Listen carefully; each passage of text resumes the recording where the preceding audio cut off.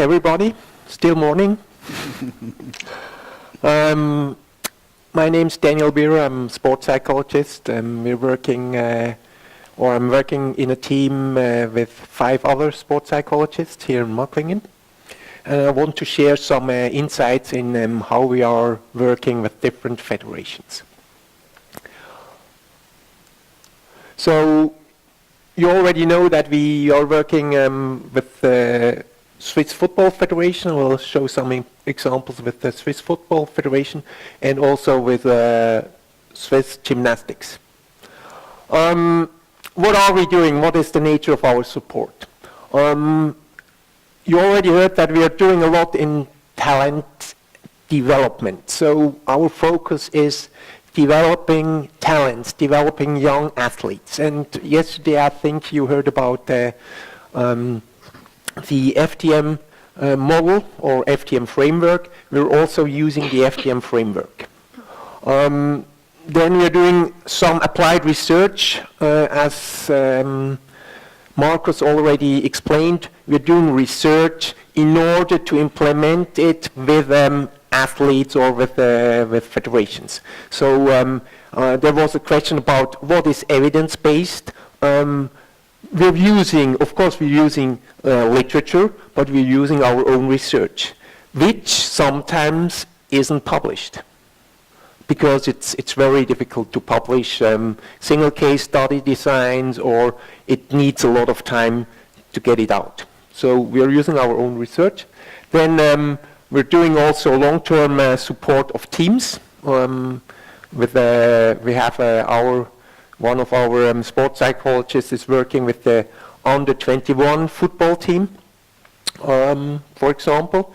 And we are also helping federations developing their own educational systems in order to help increasing psychological factors or characteristics in their athletes. So we are helping them to have their own education system for mental strength, for example. So these 4 support themes. For example, with the Football Federation, I will show you some insights and some data from the A national team, male and female, which we have been very lucky to get access to it because of Marcus. And we were looking in psychological characteristics or qualities of the national teams, female and male. And we were also using here the FTM model. So we had some, if we're looking at the male national teams, we had 23 players, mastery level players, elite level 2 and elite level 1 players.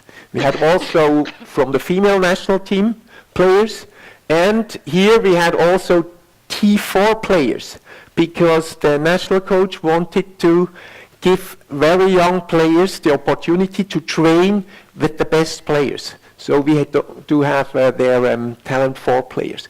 And now I will show you some data showing that the self-determined motivation is very important also in football, not just in badminton or other sports, but also in football.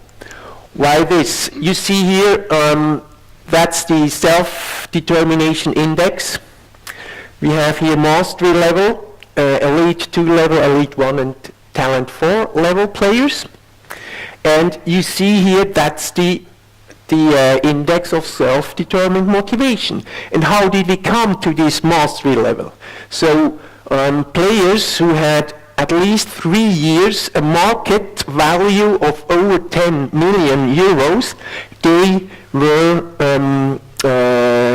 said that these are mastery level players. So we had 5 of these players in the national team. In the female team, of course we couldn't take the market value, so the national coach was saying, okay, these are mastery level players, and so on. And very interesting, you see significant differences in the self-determined motivation of these national team players. And of course you would think That's a very homogeneous group, the national team, but it's not in order, or if you look at the self-determined motivation. So the very best players, they have the highest self-determined motivation. And you would see this also in the literature, but we found it here also with these two groups. What are we doing with these insights? We're using them in the Futuro testings and in the Futuro program of younger players. So what you see here, that's an example of the feedback we make for the federation, for the Futuro groups. So we have here different psychological qualities, and we are using the signs of red, yellow, and green and red, and we say, okay, if a player is always in green or yellow, that's a good sign. Red is we have to take some measures, and also yellow is not so good. But we have a problem. These players are playing in clubs. So we are now organizing with for the Football Federation a network of sports psychologists working with different clubs. So now we are trying to build up a network of sports psychologists which we are collaborating with. They are getting our results and they are working with the players at their clubs. So, and that's also a service for the Football Federation, that we are leading this group of, or this network. Then 2 years ago, or maybe already 2-3 years ago, the Football Federation started to have a new program. They say, okay, we are developing our own playing philosophy of the Swiss football. And they were saying, okay, we have a tactical playing philosophy, we do have a technical playing philosophy, we do have also a strength and conditioning playing philosophy, but also we do have a mental playing philosophy. And we are working with the Football Federation on this playing philosophy, and that's one of the results here. So the Football Federation said, or we said, okay, mental strength, we want to see on the field, on the football pitch, some specific qualities of the players. And we want to see some qualities of self-awareness, self-esteem, concentration, communication, flexibility. We want to have players which are able, or who are able to behave very flexible in order to be ready for different situations. We want to have players with a good emotional regulation, and we want to have engaged players in order that they do have a very high self-determined motivation also on the pitch. So that's the playing philosophy, and the next step is that we are working on how to develop this playing philosophy. So the Football Federation generated 72 different exercises to develop different qualities. And we also say, okay, this exercise, for example, is good for the development of certain mental factors, mental qualities. So we were looking into every of these single exercise and said, okay, this exercise is also good to enhance the communication if there's a good facilitating coach behavior. Or the next step is that we are developing special exercises for enhancing mental qualities. So we are developing exercises for developing mental qualities directly on the football pitch. So that's also one thing we are doing with the Football Federation.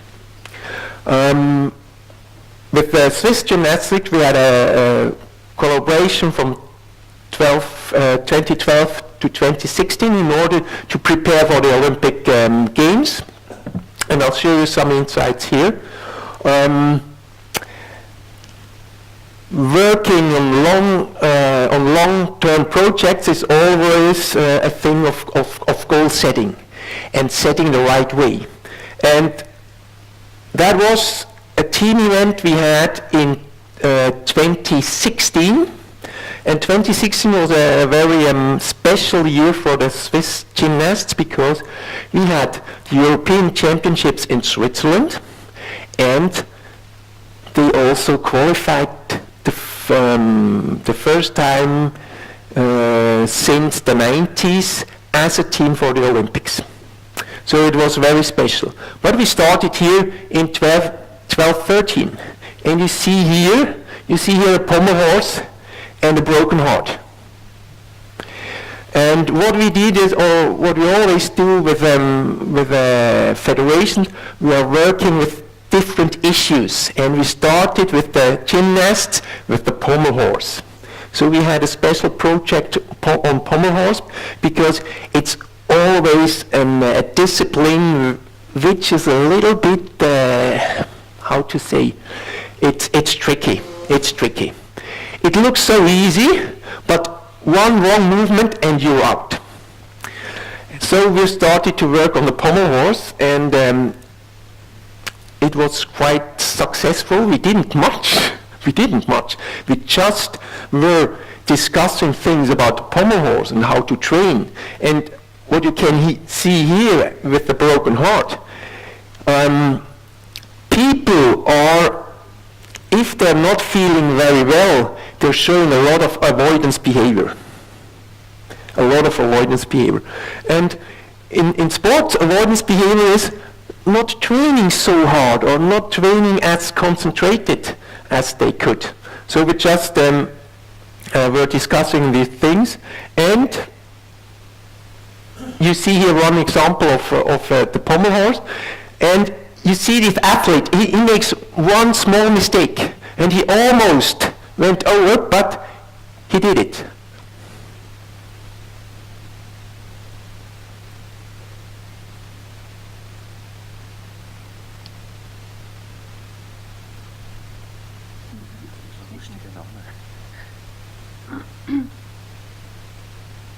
Oops.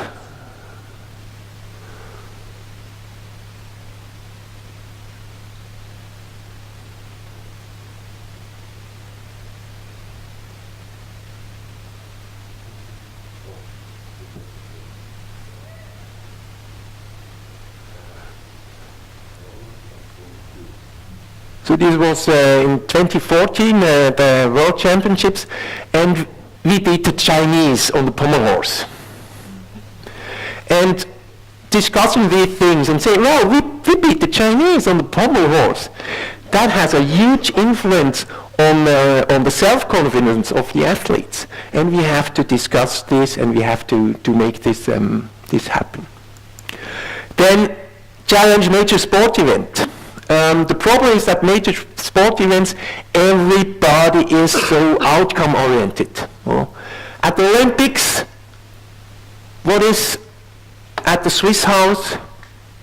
There's a huge sign with the medal count. Well, not in the beginning, because there's no medal at the start. And if the team isn't successful, they're becoming a little bit nervous. So everybody is very outcome-oriented, but process orientation is really the key factor for success. You have to focus on the process. So that was also things we did with the gymnasts. We were working on the process. And we had the European Championships in Bern as a special event in 2016. And you know there's a home advantage. Is there a home advantage also in gymnastics? Yes, there is. Statistically, there is. What is the reason? And one of the reasons might be that the referees are influenced by the audience.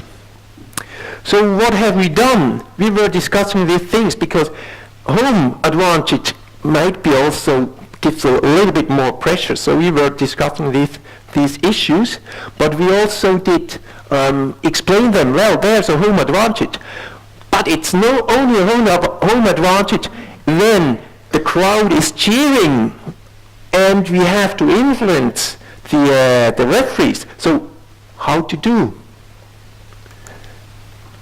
Impression management. They're perfectionists, and when they're not, the exercise wasn't perfect, they're not so happy. But we were working on their impression, that they show they are happy. They show that it was a good exercise, even if it wasn't, in order to influence the crowd and the referees. So that was we're working on, and well, we had also, our goal was becoming on the top 5, and we won as a team the first time in the history of Swiss gymnastics a team medal at the European Championship. So we were third, or the team became third. It's a good story, a success story, because everybody worked on this goal.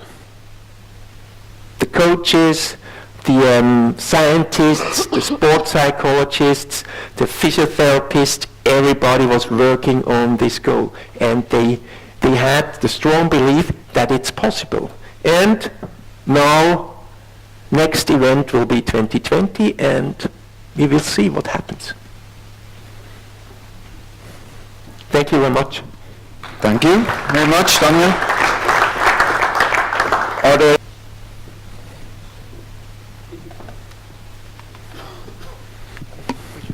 Thank you. How often do you evaluate the athletes? Are you doing a regular lab with a small group of athletes or individual? So if in the Futuro program, we're having screenings twice a year,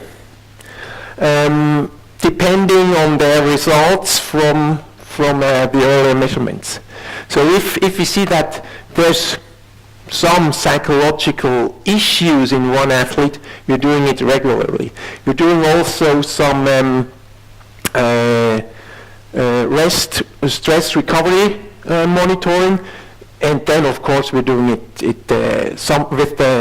also with the gymnasts. We're doing it twice a week, for example. So it's depending also on the construct we're measuring. further questions? Comments? Was a nice picture, athlete looking like this, but the mouth was like this. Well, you have to still work, some work to do. Okay. Okay. If not, there are other questions. Thank you once again, Daniel.